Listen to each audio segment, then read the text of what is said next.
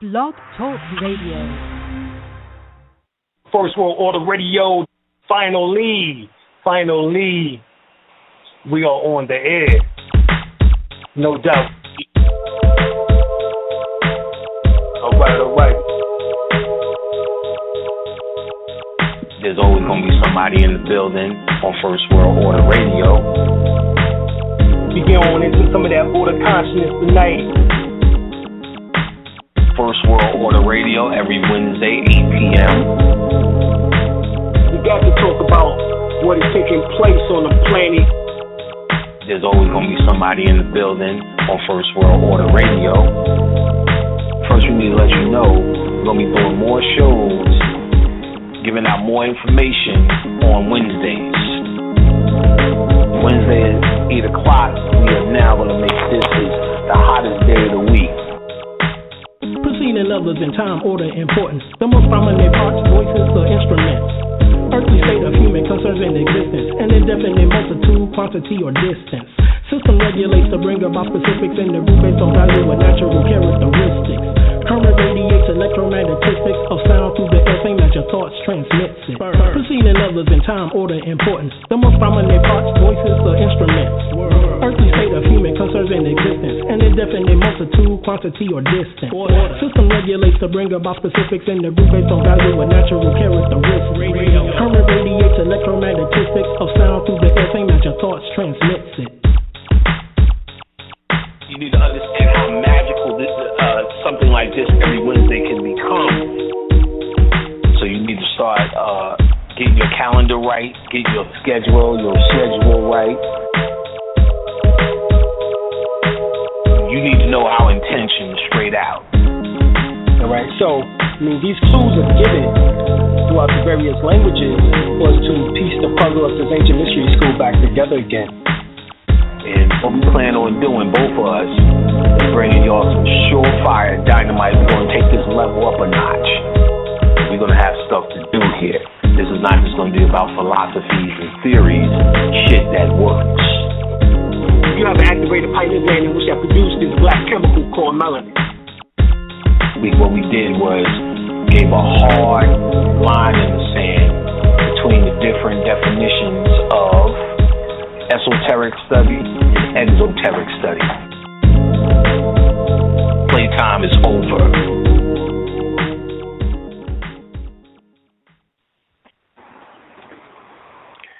Peace. You're back once again with Dr. El-Bey, host for First World Radio. Tonight we're going to be getting into how to use your fifth-dimensional capabilities, as well as also the arrival of NIBIRU, or NIBIRU. Before we get on into the topic, let me see if I can bring on my co-host.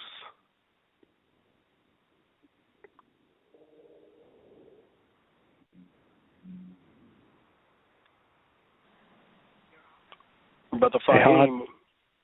I'll tell you, watch your Thais. All right, there we go. All right. Hey, I'll tell you, watch your Thais, Shaq. How you doing tonight? Doing very well, God. How you doing? I'm doing good. Just trying to keep it positive and bring out some of this good information that we're going to get into tonight here. All right, outstanding. All right.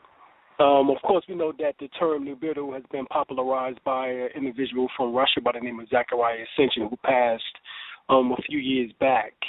Zachariah Sitchin wrote the book called The 12th Planet,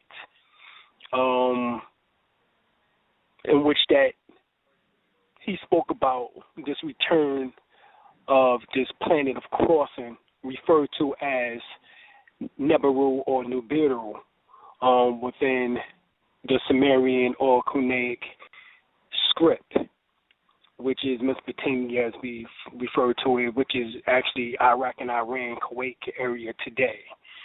In the book, he speaks that every 3,600 years there's a return of this planet of crossing, in which that with this planet of crossing comes particular things in which that occurs on the planet. One is the planet reaching 0 point, in which that basically the Earth resonance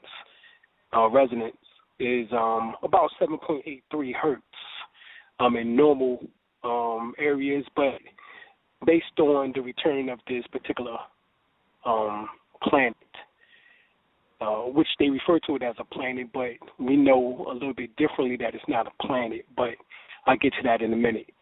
But upon the return of this planet, there would be increased solar plasmic, or what's called coronal mass ejections, or CMEs, which is also referred to as solar flare activity.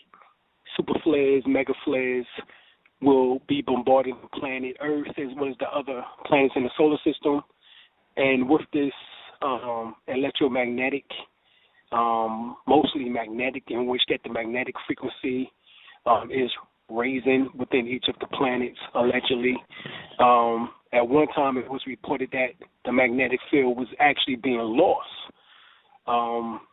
in the planetary system due to the change of the Earth resonance, or what is called the Schumann resonance, which, like I said, is 7.83 hertz. In a lot of the places on the planet, it has jumped from 7.83 hertz to now around 14 hertz. And allegedly, the planet electromagnetic field will reach zero.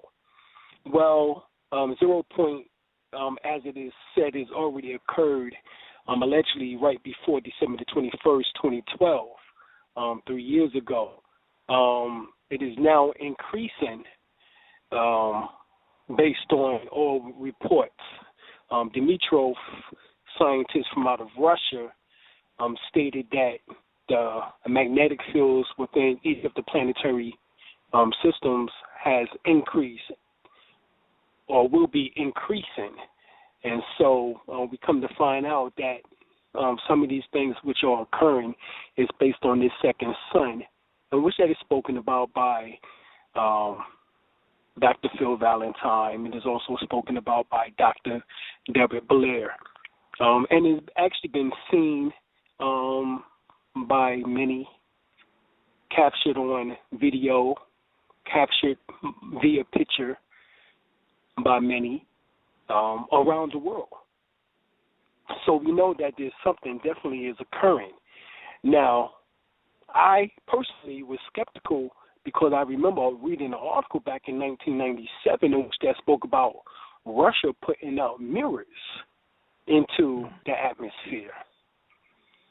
We also know that aluminum, which is a reflective agent, is also being dropped, which is one of the main ingredients within the chemtrails.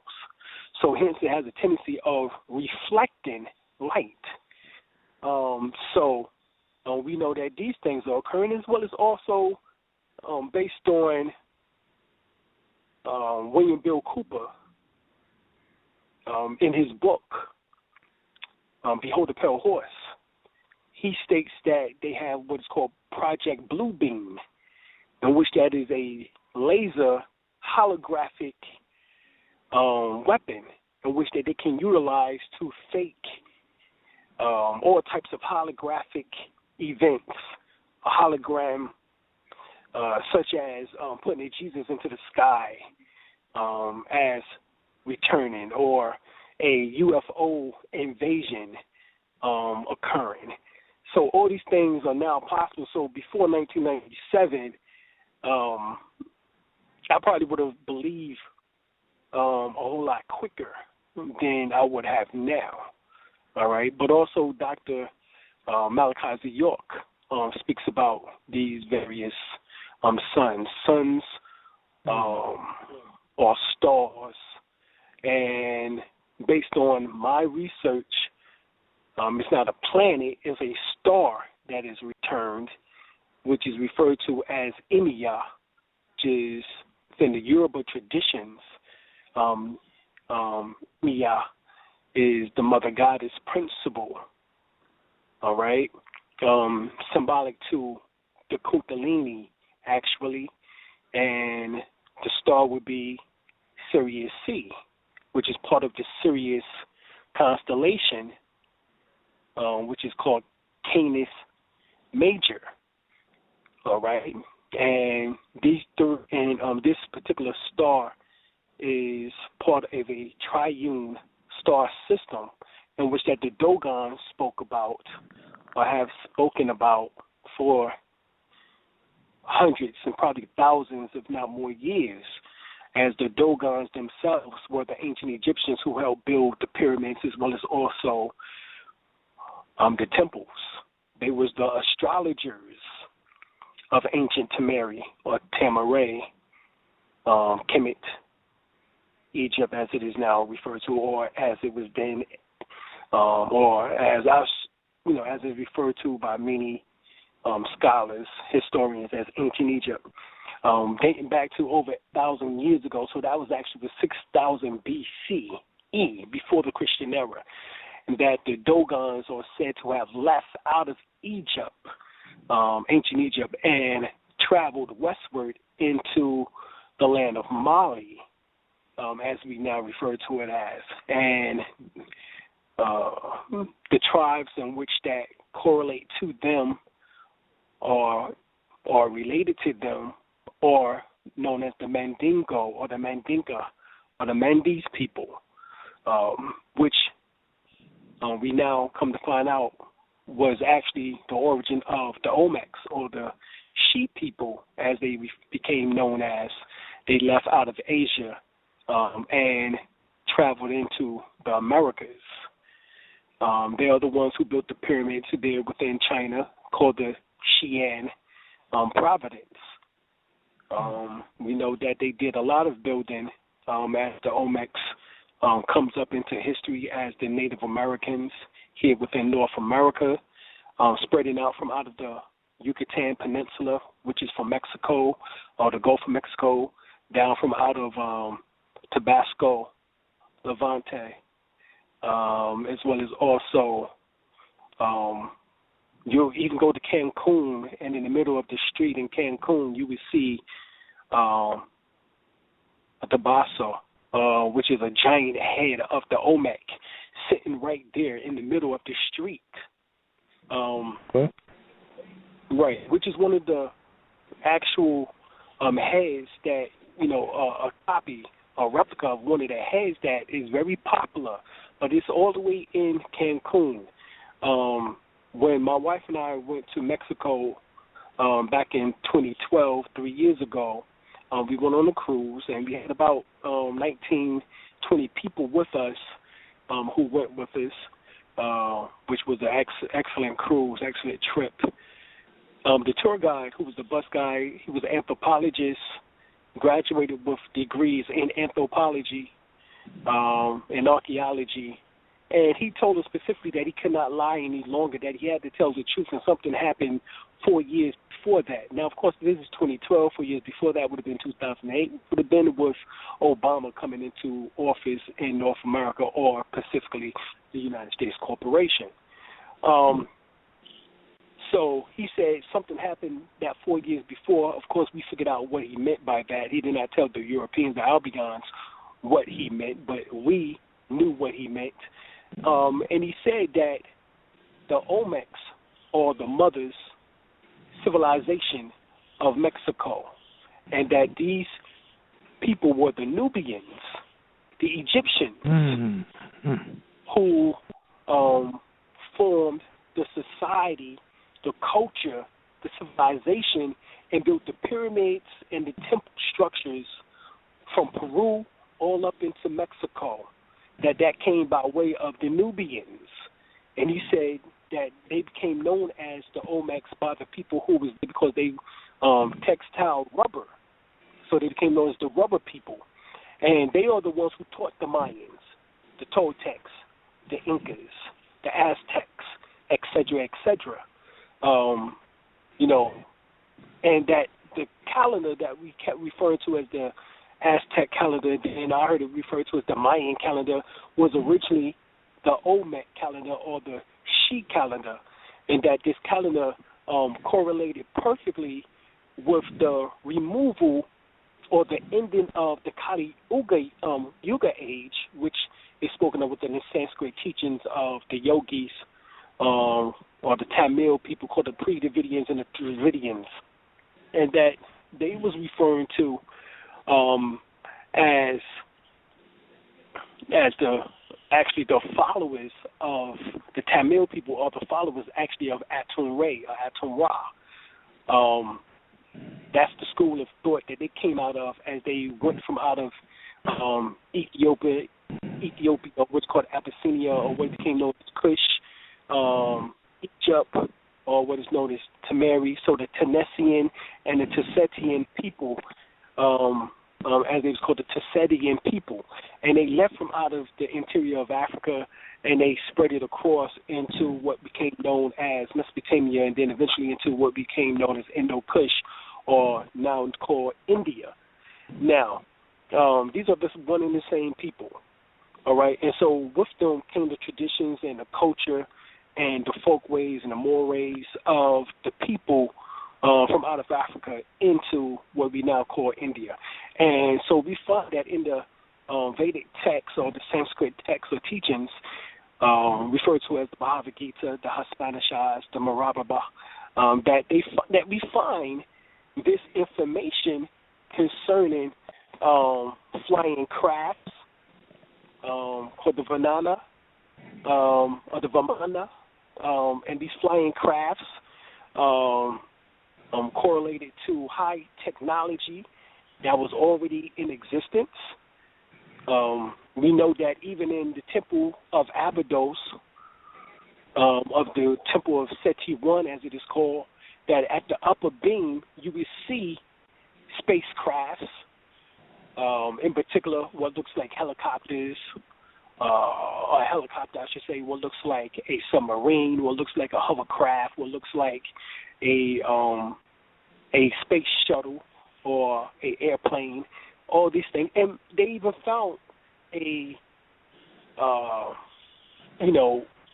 3,000 years ago, it dates back to a flying, what looked like a child's toy, but they actually flew it, and it actually was able to glide. This was actually found in Egypt, or ancient Egypt, or Sumeria. Right, like a glider. Right, the glider. And so all these things points towards the fact that man always had a fascination with flying. All right? And we even did as above, so below, as within, so without. And this outward technology is something in which that we began to develop based on the fact that we begin to lose our abilities. Now, why I'm saying that is because when you do the research on NIBIRU or NIBIRU, you will find that, like I stated, that it's a planet. Well, not a planet, but it's a star, which is called Sirius C. All right, and it's called the star of Emiya, according to the Dogons. All right, Emiya would be Amenta or Ama, as it is called also within their teachings. Now, Ama becomes the same word as we call Mama, nowadays, symbolized as the mother principle. All right, even though it has a masculine form to it, because Ama is also Amen. But Amen also had a wife by the name of Amen Rayet. All right, Amen Ra, Amen Rayet. So it's a dual principle, but it mostly focused on the feminine aspect of that science.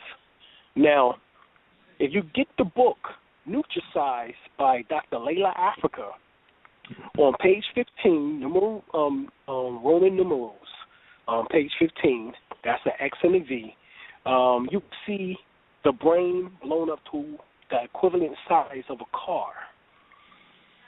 And in the center of the brain, hovering above the pineal gland in the third ventricle, is a galaxy-like cloud. All right, this galaxy-like cloud hovers above the pineal gland. So when the Kundalini shoots up the spine, and you feel like those currents shooting up the spine, all right, which is a cool current, all right, or it can be warm or hot, based on your mind state, based on the burning through of the various threads, or what's called your etheric threads. It has to burn through them. So the less karmic, etheric threads that it has to burn through, the cooler the energy actually as it raises up. All right, but the reason why it's so hot in most individuals is because they have so much karmic debt that they have to burn through before the Kundalini can actually rise up through the Sushumna, which is the hollow spinal area, which is where the space of the 31 nerves are located at inside of the spinal cord, which is the spinal column, which is called the Djed or the Jedi. All right, this is your lifesaver that you have to wield, in which that in Star Wars, the various colors of the lifesavers ranges from Roy G. Biv, which is red, orange, yellow, green, blue, indigo, violet. All right, so notice that on the last 6 Star Wars, which the new one is coming out real soon, which they're going to have a brother in one of the lead roles. I think his name is Boyanga. All right, in which that he'll be in one of the lead roles in Star Wars. Now, of course, we know that George Lucas, he's married to a so-called black sister. All right, a Moabites. And so, you know, he has less of a problem, probably per se, with color than those who's looking at the new movie Star Wars as it comes out. As it has been reported that there's people who want to boycott the movie because he has such a phenomenal role or lead in the movie that they're upset about the fact that the young brother is there.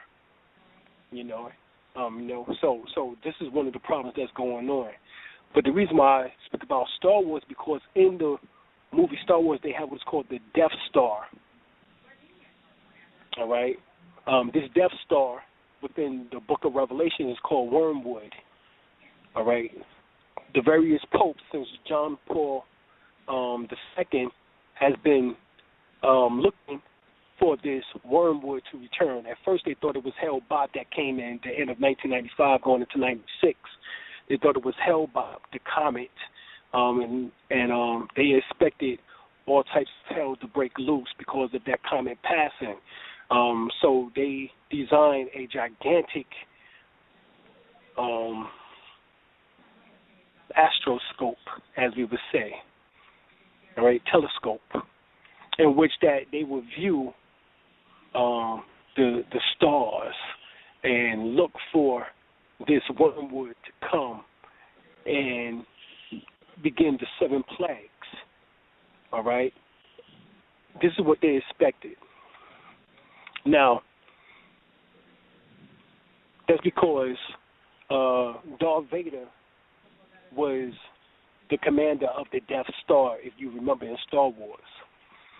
Well, they are saying that NIBIRU or NIBIRU, that is the planet of the reptilians, who are known as the Anunnakians. And we said the term Anunnaki means those who fell from heaven to earth. All right, they are the fallen angels, as they would say. But we ourselves, who are fallen within the flesh of incarnation, as we was once Ethereans, represents that angelical portion also. All right, so we don't need really anyone to come from outside of ourselves to, to do any, I guess you can say, any type of saving or bestow grace in that particular way. Even Prophet Noble Ali stated that our mission as the sons of light or the revealers of light, the sons and daughters of light, as I think he refers to them as the revealers of light within the Holy Quran Surah 7, he states that our mission is what? To uplift fallen humanity. So humanity has fallen. They are the fallen angels or the Anunnakians. And it is said that we evolved, within our species now. We're not talking about from cat, rat, dog, horse, cow, none of that. Every type of evolution coming from the forced teachings of the Albion in school, which we have been forced down our throats, or the individual by the name of Charles Darwin. All right, we're talking about that within our species we evoluted in many aspects from a dinosauric people. All right, and that's what they don't want us to realize. So this is one reason why Dr. Malachi York stated that we are the reptilians, in which that anyone can go and get the various videotapes that he did in the late 1990s, early 2000s on that topic. Dr. Deborah Blair speaks about the fact that the reptilians are controlling this planet. But this group of reptilians that he speaks about that have come down to control the dinosauric reptilians, which are us, i.e. us, are the individuals referred to as the Draconians. All right, they come from the constellation Draco. All right, and they refer to the Draconians, and he refers to them as the reptilian species. Those reptiles who walk upright. All right. Now, that's like as if we're saying there's a battle between the good dinosaurs, which is the earthly reptilians, against the space reptilians, in which that we are both actually a form of one another. But there's a battle going on as far as the supremacy and who will control this planet, as they believe that they are the originators of life upon this planet, because allegedly they've been on this planet, based on what Deborah Blair has stated, 3.6 billion years, and that the planet itself is over 4.5 to 4.9 billion years old. Now, we know that humanoid people, however, all right, have been on this planet at least 2.8 billion years, based on Forbidden Archaeology by Michael Creedmoor and Richard L. Thompson. And there's another book called Hidden History by them too, which has a summary of the information that was within the Forbidden Archaeology. All right, in which that they speak about that humanoid people already existed that far back. Now, we could say that they was the reptilians, dinosauric reptilians, or they was the reptilians from Draco. I can't get into all of that. I'm simply saying that they was humanoid. All right? That's what we do. Okay. That they had the technology of smelting metal even then. And this metal that they had was not any type of iron ore that has been found on the planet as of yet. All right? And they had this metallic spheres, which is circular metallic spheres, and at the center or at the equator was a line that was drawn around these metallic spheres, and some of them had blue flecks within it, and different other alloys and different things, in which that they found dozens and dozens, I think even almost up to 200 of them. And this was mined in South Africa. Would you give some type of credence to what Zechariah Sitchin stated, as he said that the gods had Lulu, which were the so-called man slaves, all right, or who they made the humans for was to be the slaves, in which that mined gold in South Africa. All right. Now, this is what he speculates. Me, on the other hand, I take it to the fact that we have internal NIBIRU. All right. This is all the external metaphysical stuff. I'm going with the esoteric information right now.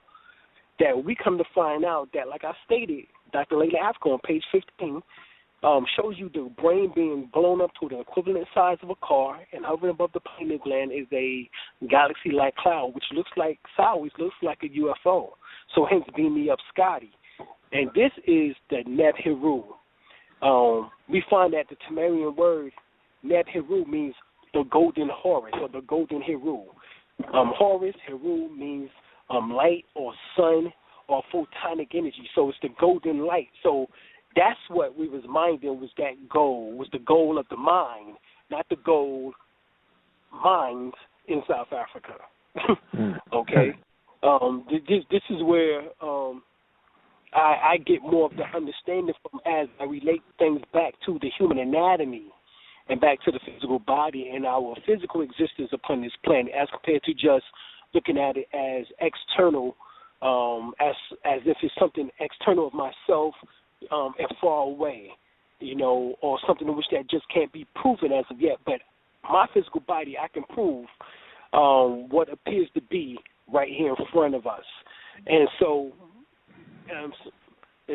that's what we come to find out, that the NIBIRU is actually.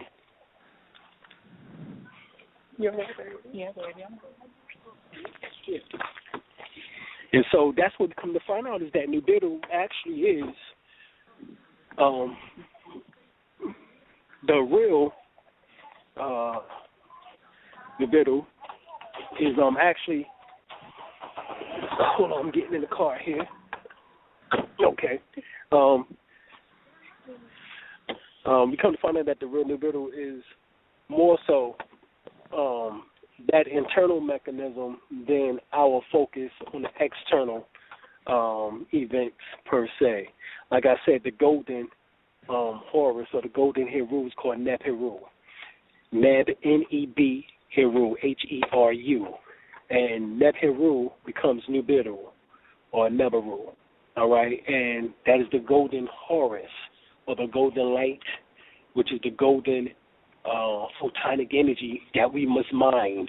And how we mind it is focusing our mind on gathering this golden light energy, which is the rays of the sun, Ra. And Ra is known within the Sumerian script or the hieroglyphics or the Metroneter,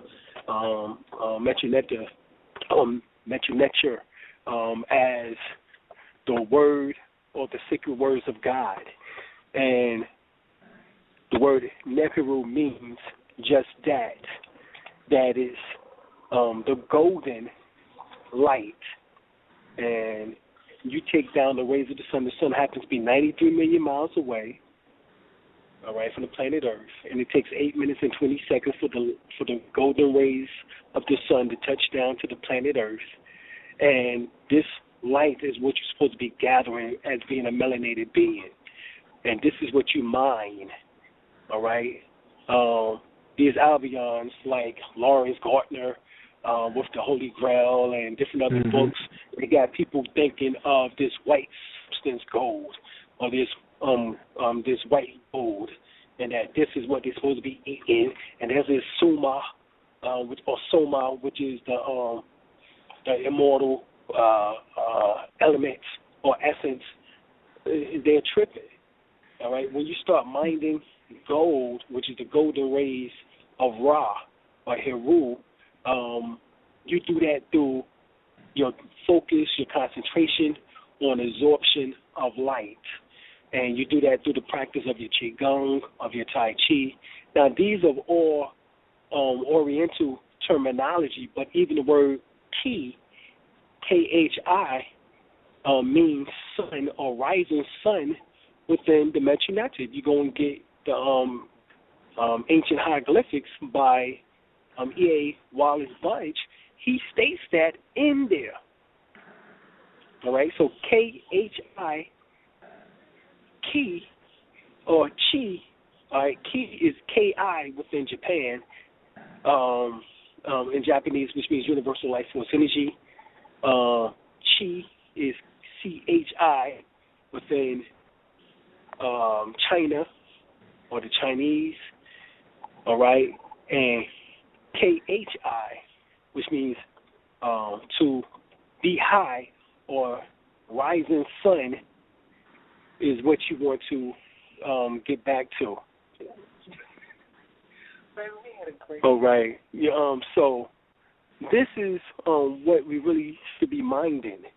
All right. Now, the terms Qigong or Tai Chi throws people off. because these are Asian terms, as they want to say, so they want the African terms.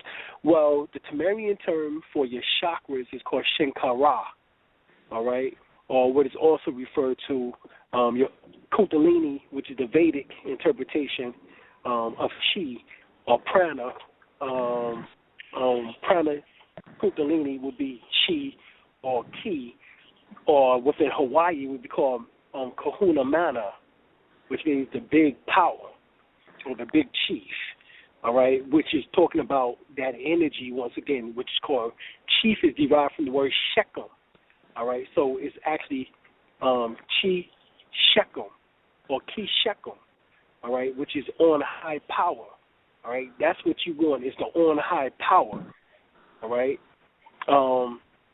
We understand that is what you really would be trying to utilize, all right, is the energies that are around you, which is what's called spirit. We come to find out that Osaru Emoto, Japanese scientist, discovered that there's spirit in water. Water is living. Well, the ancients been saying that, the indigenous people on the planet Earth been saying that for hundreds of millions of years, all right? Some don't think we go back billions of years, but that is their limited reading, and bringing the pieces of the puzzle together, all right? Even Elijah Muhammad, through the teachings of Master Muhammad, stated specifically that man has no set birth record, all right? Even in the Holy Quran, Surah 7, Prophet Noble Ali states that time never was when man was not. Mm-hmm.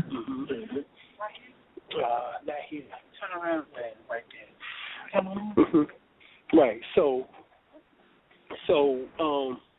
we don't have a set birth record. So when I say billions of years, I'm talking about even when the earth was formed, we in our etheric state or cream existence was already here. Even Elijah Muhammad said that our cream existence in the universe dates back to 76 trillion years ago. All right? Yeah. So, this is the thing in which that people don't understand. I don't know if they're going by the 6,000 years of interpretation by the theologians, believing that the earth is only 6,000 years old. And so when someone comes and say that we millions of years or billions of years old, it's hard for them to accept that because they've been inundated and indoctrinated with the dogma of 6,000 years. Or they just can't go no further than Dagnesh, which looks like an 8 to me, you know what I'm saying, in which that supposed to be Lucy, which was the first female, as they would want to say, dating back to 2.8 to 3.2 million years ago. I don't know what the problem is, but I'm not going to bicker about that, you know what I'm saying, because I'm trying to put the pieces of the puzzle together, all right? So I leave them in their ignorance. But as a researcher, all right, I don't give a damn where the information comes from, all right? That's red, black, brown, yellow, or white, as we would say, all right? We need all the information that we can possibly get from any researcher, from any scholar, from any historian, from any anthropologist, from any archaeologist. We need all the information that we can get to put our historical pieces back together again, all right? Because we've been in our heritage back together again, because we've been really swinging, you know what I'm saying, as we would say, we've been really just swinging at this. Yeah. What I mean by that, we're just swinging in the dark, is that we've been trying to ratify this evolutionary science from, like I stated earlier, of us coming from apes, all right? And we know that we did not come from apes. Right. All right. Now, there are some who have ape mixed enzymes or genes, but the original people did not come from apes. All right. Madame Blavatsky in The Secret Doctrine, all right, in The Ice is Unveiled, all right, in her books, she states specifically that we was Etherians, light beings, and that we fell into incarceration or incarnation by way of gathering the elements around ourselves, which is the animal products or elements, elemental, which are the animalistic elements around us, forming the human body or the human anatomy. So in the womb, you will see man, woman go from a reptilian stage to an amphibious stage to a human stage or mammal stage inside of the womb. But you will not see that within external, which is man, woman, from out the womb. You will not see that same type of evolution take place. That's something in which that happened already inside of the womb. So that means that there's evolution that can only go upward. Right. All right. And so we come to find out that based on the various things that is occurring upon planet Earth, that the planet has increased in its intensity, and this is one of the reasons why they are trying their best to hide and conceal and block out, as they say, the golden rays, the golden light, which is the light coming from the two suns or stars, which is Sirius C, MEI, and our sun itself. As these energies are intensifying, it would begin to start scorching the planet Earth. And those who have melanin will be able to bear the brunt of that scorch, as we would say. All right? This is what they refer to as the greenhouse effect, global warming, so forth and so on. But they are the ones who have to wear, I believe it's SF35, which is suntan lotion, in its highest intensity. All right? Melanin is known to be a natural solar panel. All right, we harness light. All right, this is where you get the solar panels from, actually, that are being used on homes as well as in gardens and on farms and so forth and so on. The color of that is so-called black. So the darker the hue, you are able to gather the solar phatic rays of the sun and the cosmic energies, stellar energies, celestial energies, lunar energies.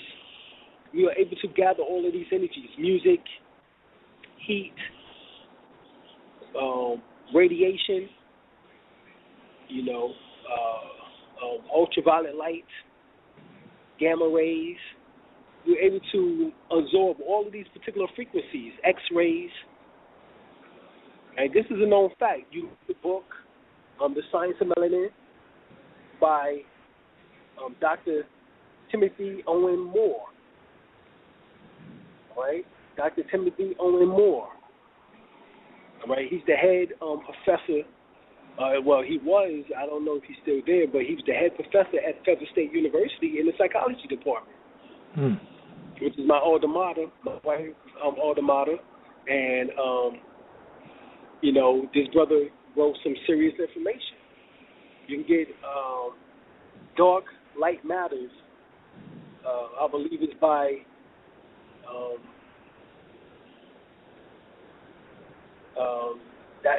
that one is by Dr. Tim Owens Moore, Edward Bruce Bynum, Dr. Ann Brown, and Dr. Richard King before he passed, alayhi salam upon his soul. All right? And there's another one, that's Darkness Matters. There's another one called Dark Light Consciousness, and that's by Edward Bruce Bynum, Dr. Edward Bruce Bynum. All right? There's a new one that's out called Melanin, which is by Dr. Layla Africa. And then there's two called, one is the Melanin Key, or the Melanin, the Key to Freedom, and which is by Dr. Richard King. And this other one is the African Biological Psychiatry by Dr. Richard King. All right? So these are the melanin books that you need to have, all right, in order to understand what I'm talking about. All right? That's a necessity. So we understand that melanin through the science of breath, is able to tap into the various states of consciousness, all right? And the various, in all aspects of the frequencies, or all aspects of energy in the universe, as the mind itself is the universe in miniature form, based on the teachings of Master Muhammad given to Elijah Muhammad, in which that becomes the student enrollment lessons, which becomes in the Nation of Gods and Earth, the 120 lessons. We find that the universe is 76 quintillion miles in diameter. That means that the mind is 76 quintillion miles in diameter. All right? Meaning that the mind is the universe in miniature form. So everything that is out there is inside of you, as each cell is a microcosm of the consciousness of the universe. And so you have 76 trillion cells. All right, that's no coincidence. 76 quintillion miles in diameter, 76 trillion cells. You know, this is all correlates. And the 7 plus 6 is number 13, which is a new beginning. There's always a renewal. All right, a renewal of history, as we would say. Okay. Elijah Muhammad referred to it as a holy Quran, which is a sun recital or a sun cycle. All right, that's what holy Quran means. Quran also stems from the Greek word chronology. All right, chronos, which means time, which is also the name or the meaning of Heru. Heru means time also. All right.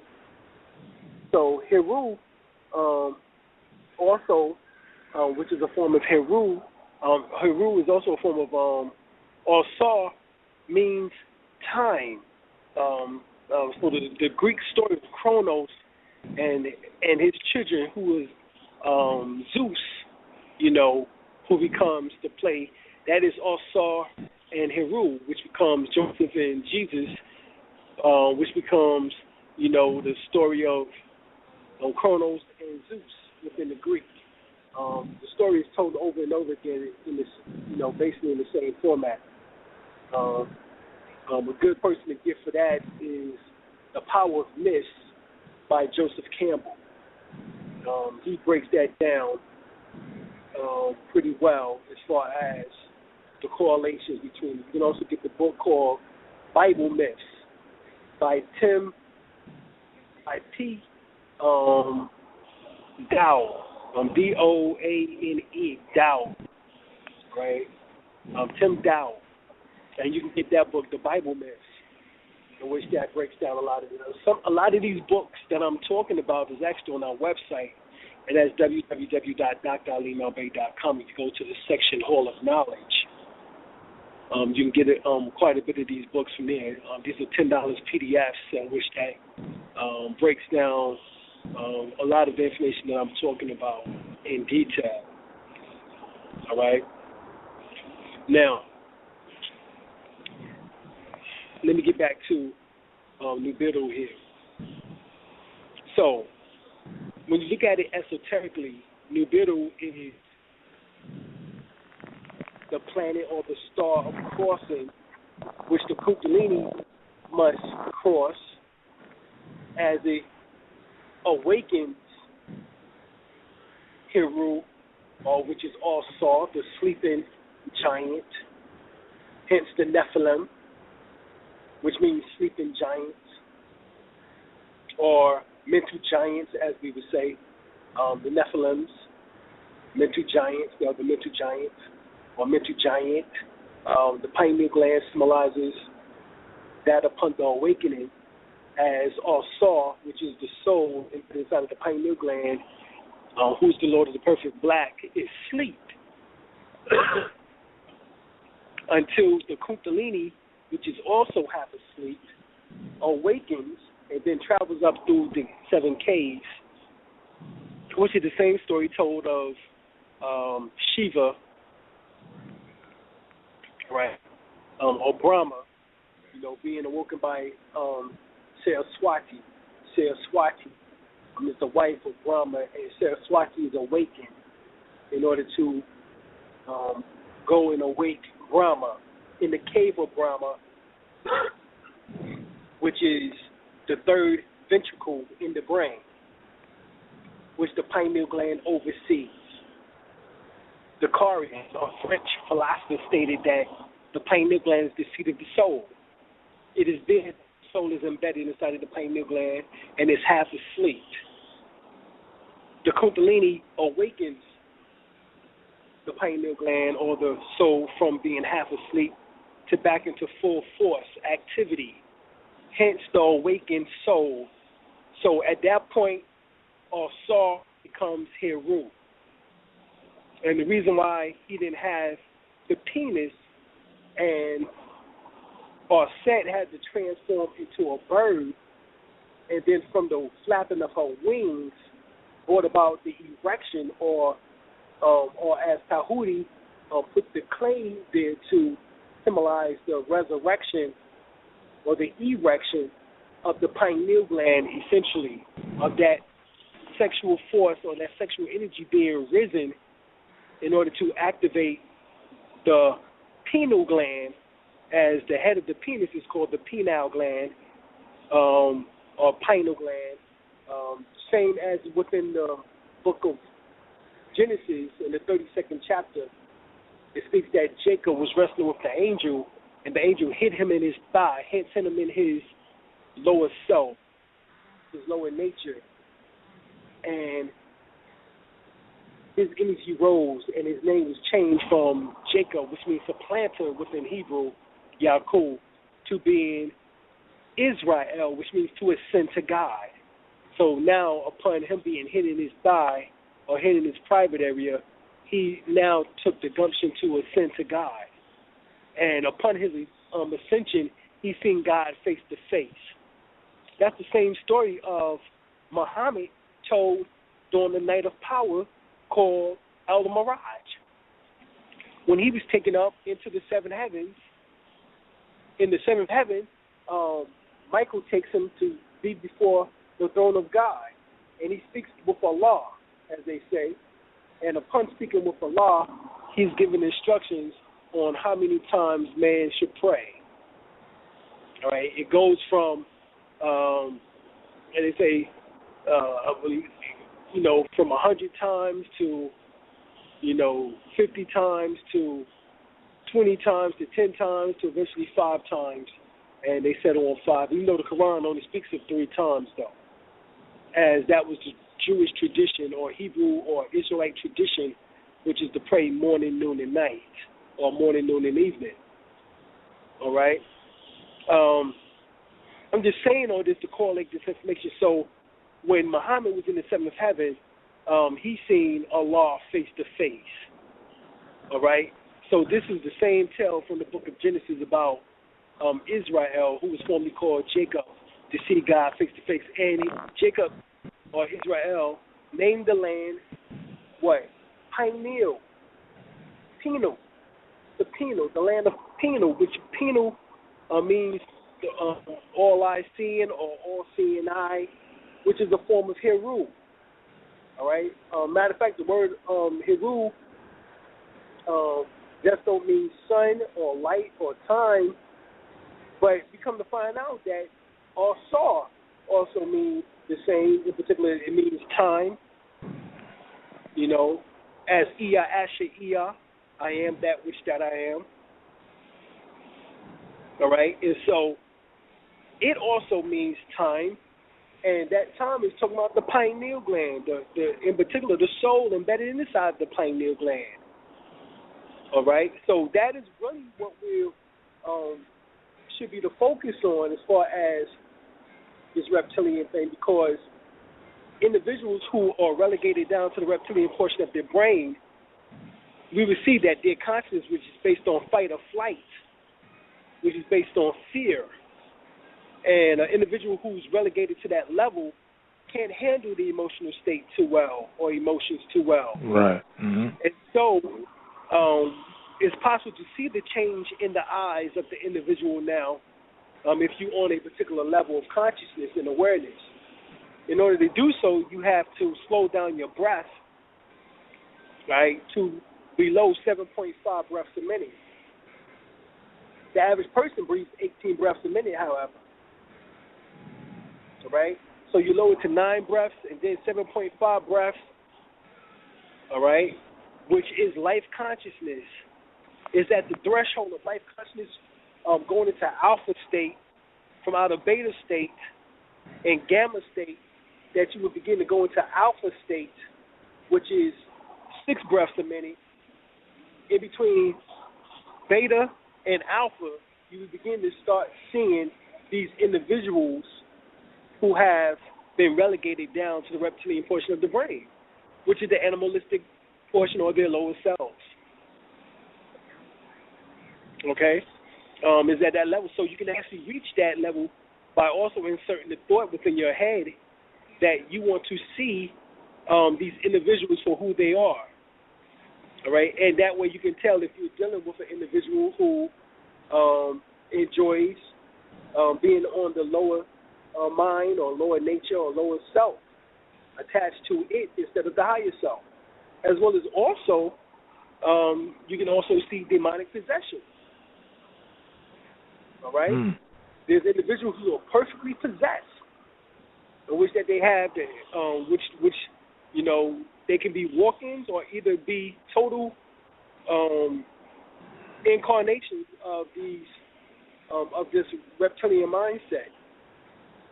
All right, or these beings who, as we would say, in which that once lived upon planet Earth, but now want to feed off the life force of the individuals, and well, it's also not just being succubus and incubus, but want to utilize the physical body as a housing or dwelling place.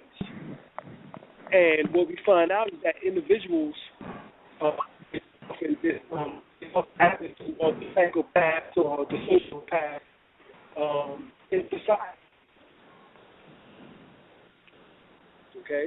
These are the individuals that can be easily inhibited by these beings, or astral beings as they also refer to as. Okay? I just want to make people aware of that, and good books to read up on that. Something called Etheric Double by A.E. Powell. Another one is called The Jid, The Connections. I can't remember the female's name right now. I'm off the top of my head. But the Jid is spelled D-J-I-N-N-S. And then talking about the connection between extraterrestrials, the shadow people, and different other astral entities, etc., etc. Okay.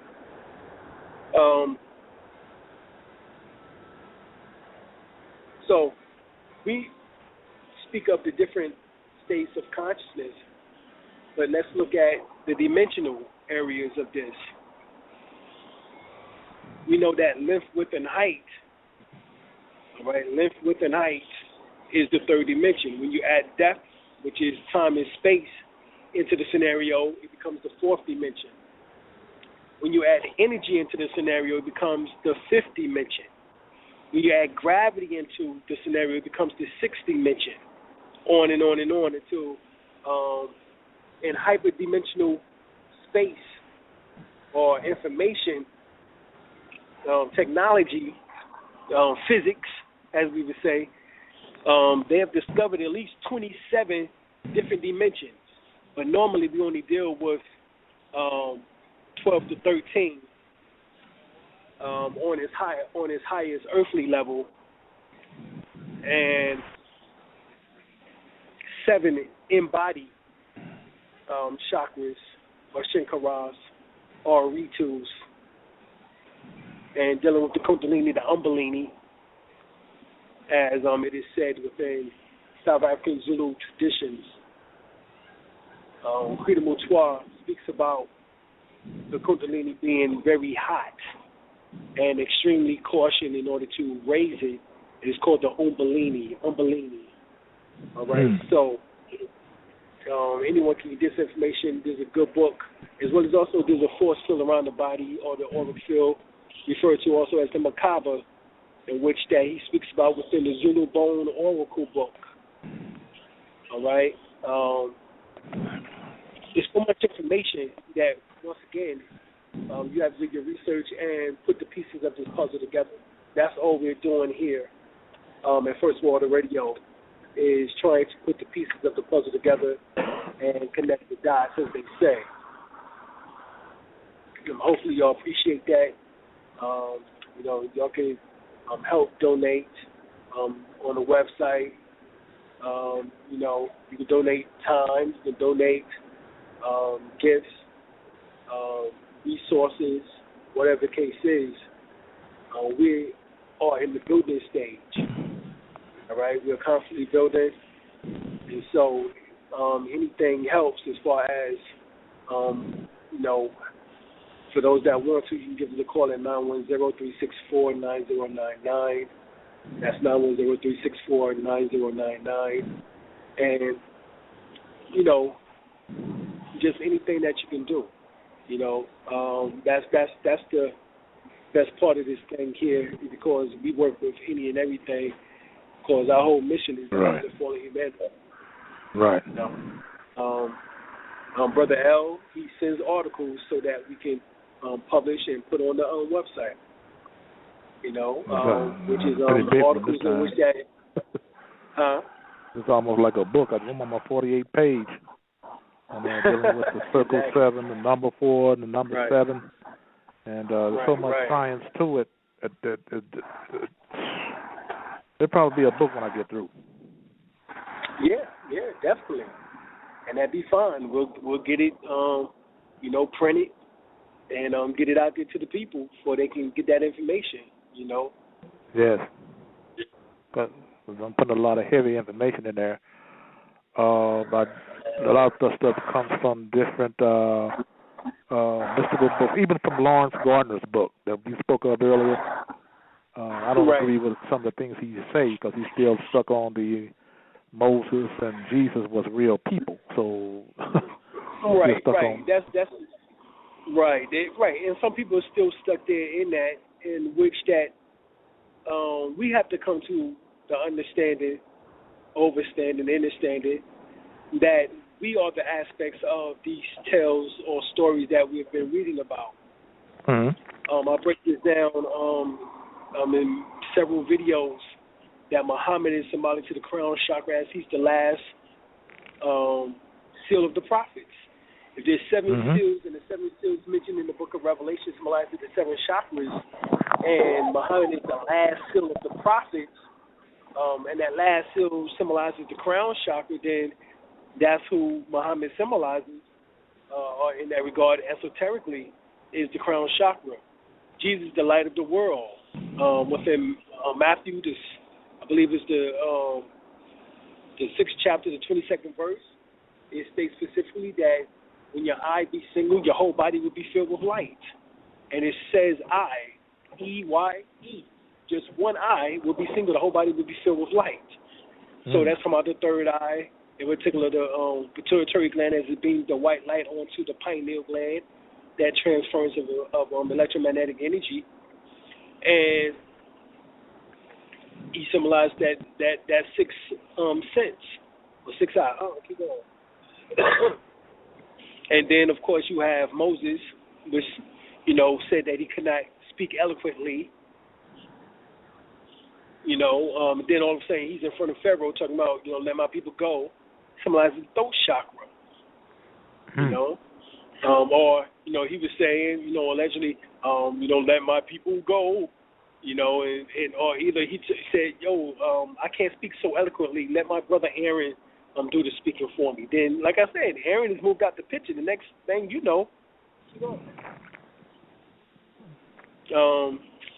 next thing you know, Aaron is out the picture. He's getting in trouble, with the calf, golden calf down, with the people. You know what I'm saying? Right.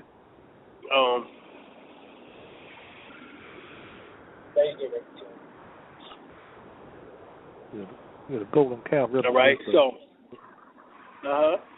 It represents the bull in Taurus. Right. Taurus, and what Taurus gold. Right. Because it was in the sun. And Taurus is the throat area on the zodiac man, on the Mother Zodiakias. That's the throat, because Aries symbolizes the head, and the throat is Taurus. So Moses symbolizes the throat area, as his brother Aaron symbolizes that bull, which is actually a form of Apis, which is Saw, you know. And then, of course, we got David, which means within Hebrew, beloved. And what do you love with but your heart? So he symbolizes the air or the lungs as well as the heart, you know. Then we have Abraham, which symbolizes coming from the land of Ur, which is the land of fire, which is the solar plexus, as the word solar symbolizes sun or the rays of the sun, which once again is fire. Then we have Noah, where it rained 40 days and 40 nights, you know, and the water element of the body is the navel, hence the word navy or water, as the water breaks, you know, for the child from out the womb of the woman. And then we have Adam, which is the earth element, which symbolizes, you know, what makes fleshly things or materialistic things, which is called the human anatomy, into existence, coming from the family tree, or the phallus, or which is, the semen itself, which is the celestial dust or the dust of the ground, as it is called, as Adam was made from the dust of the ground. So we are all aspects of the seven major prophets in human form. So when you read the stories, it's talking about you, and what you have to conquer within each of those particular chakras through those stories in order to become that particular prophet. As Adam had to stop blaming others. Right. As when God came down in the wind, the cool of the day, and was calling for Adam and Eve. Adam, Eve, where are you? Where art thou?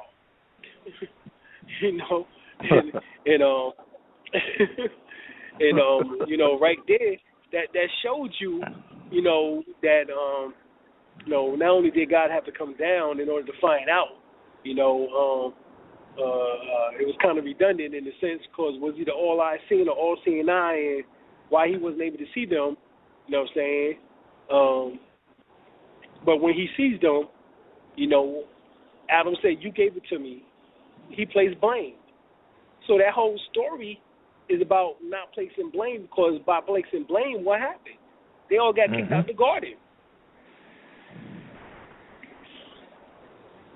That's what happened. They got kicked out the garden. And then, Eve blamed the serpent. Well, the serpent made me do it. Right. And so all three got kicked out, which is symbolic, to the Kundalini being relegated out of the garden, which is actually its connection with the pineal gland in the brain. Now in the garden, in the wilderness, is now been relegated down to the sacral bone area, or the sacral bone, which is at the base of the spine, no longer connected wholly, walking upright, as they say, which is through the spinal column into the pineal gland, into the brain, which is symbolically also Adam and Eve, which is the left and the right hemisphere of the brain, symbolically. So it's no longer have those connections any longer, as if the serpent was relegated down to the dust of the ground, which is into that same area that Adam symbolizes also. So we have to understand the metaphysics and the esoteric teachings. For a good book to get for that is The 12 Powers of Man, written by Charles Fillmore. Another book referred to as the Metaphysical Bible Dictionary. Once again, this is how you put this information together, by reading hundreds of books. I know I already now gave you at least 25 different books to read.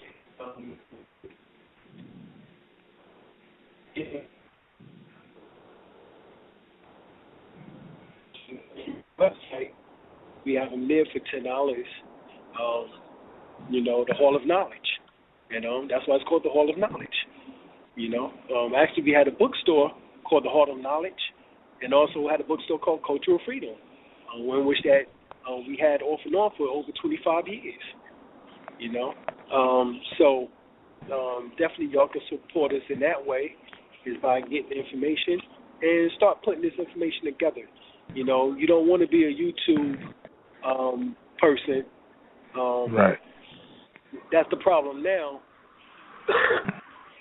is that we have a lot of individuals who just YouTubers, and they come up confused about information that's being disseminated by so-called scholars.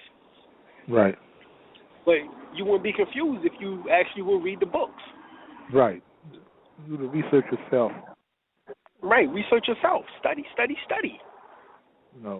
And right. Once you research, don't keep all the science to yourself. Spread it around. Right. What Alim does, what I does, and Kadira does. And all the rest of the brothers, the sisters and brothers does. If you get all this knowledge, all this science of books, right in your bookcases all the time, it does you no good. I mean, it just, you have to spread that knowledge out. It's like a camel with a bunch of science and knowledge on his back, but it does the camel no good. The camel can't do anything with it no way. Exactly. And also, for those that want more in-depth information, we have our alternative healing classes, in which we will be teaching metaphysics, esoteric teachings, Qigong, Tai Chi, Reiki, pranic healing.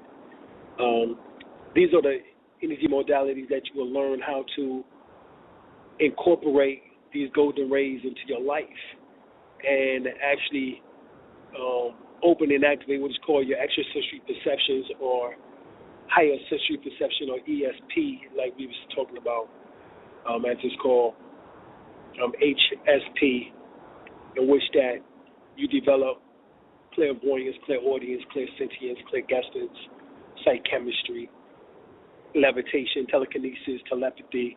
All these various gifts comes by way of activation of your chakra system, or shankaras, or the ritu. All right, the 7 lions, also referred to as the 7 Elohims within the Hebrew. Also referred to as in the Sumerian text of the Book of Coming Forth by Day and Night, or misnomer the Book of the Dead. Also referred to as the book of the book of Ra, and the evolution and the rising of Ra, in which that is referred to. As the 7 souls of Ra. You can get that from Jeremiah's books, in particular Jeremiah's lectures, as well as also Ancient Egypt, The Light of the World, Volume 1 and Volume 2. I also recommend reading his Book of Beginnings, Volume 1, Volume 2, as well as also, if you master those books that I'm telling you about Jeremiah, you can be an Egyptologist along with going to Egypt and seeing it for yourself. You can become an Egyptologist, learning the Metu Neter. I recommend myself, or either Brother Ifudishi, or Dr. Muata Ashby's in his book, Hieroglyphics for Beginners, Ancient Hieroglyphics for Beginners. These are all individuals who speak Metu Neter, and write Metu Neter in some shape, form, or fashion. So therefore, you'll be able to get the meaning of these particular words that you're reading, and how it correlates back to the physical anatomy. Get the tape that I did called The Anatomy of the Body of God. All right, that is an excellent tape so you can understand the esoteric principles of the human anatomy and how all these stories correlate to it. Okay.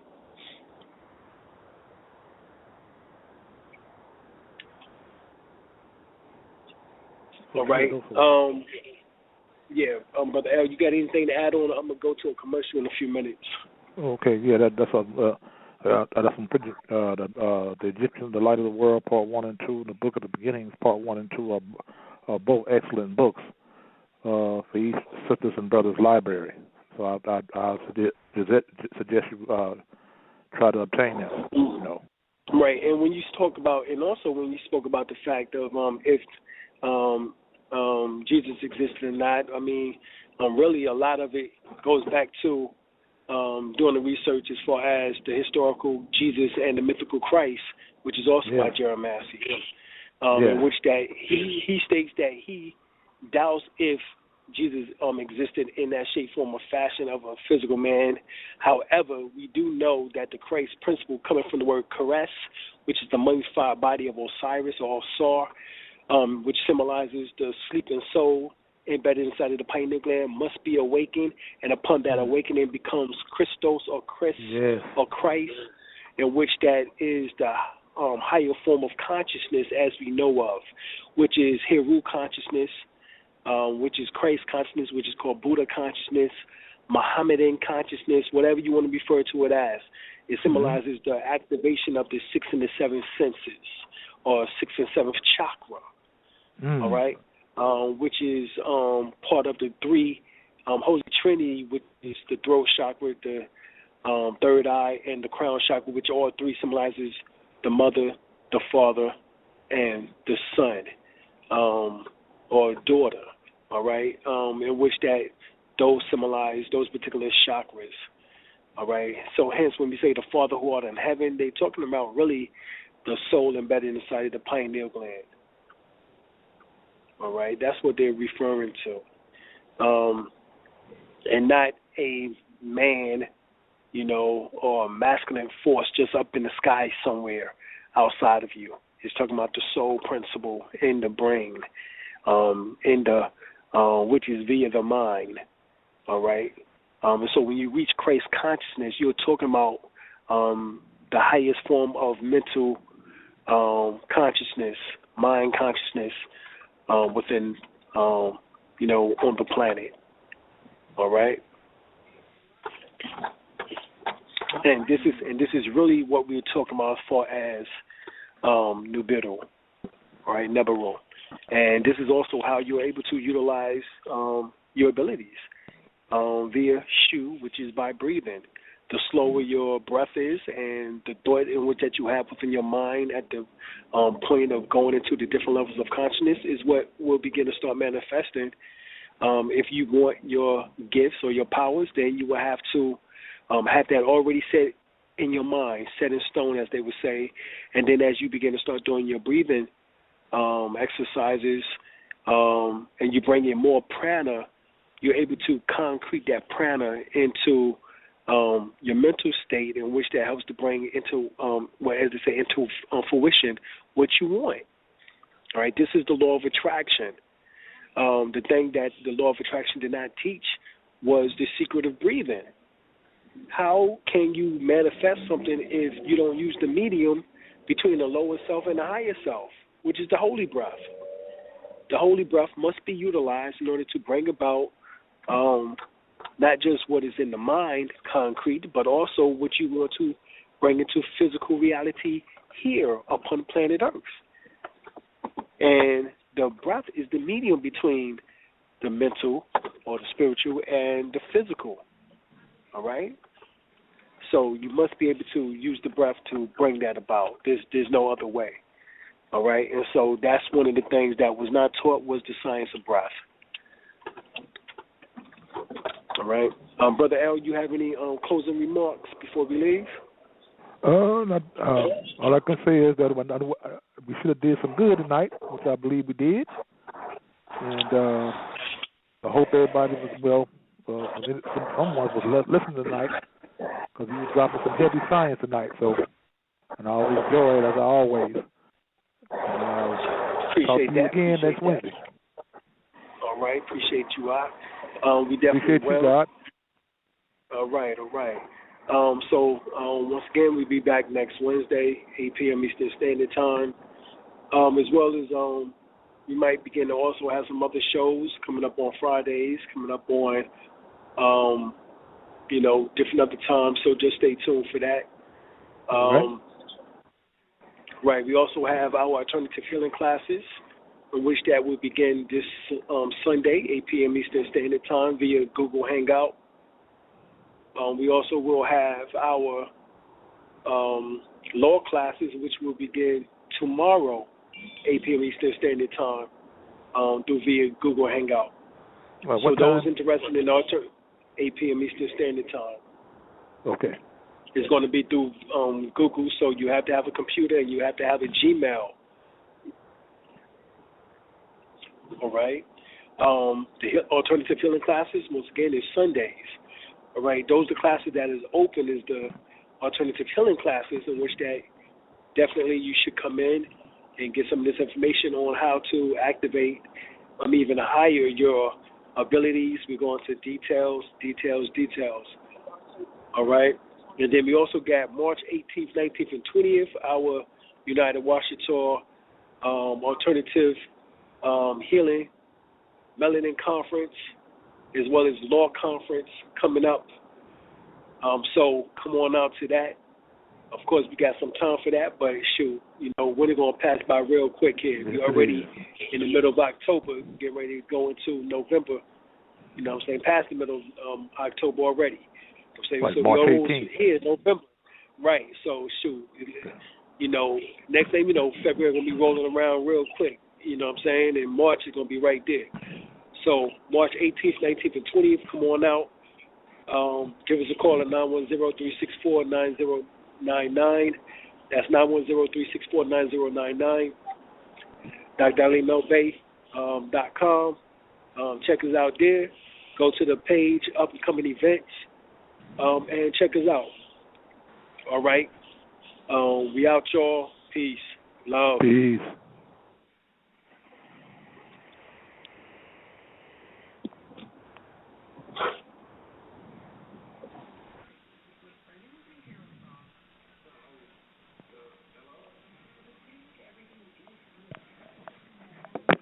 It's Flo, and this is my impression of a traveling lounge singer. And we're going up the airport escalator. Hey, where you from?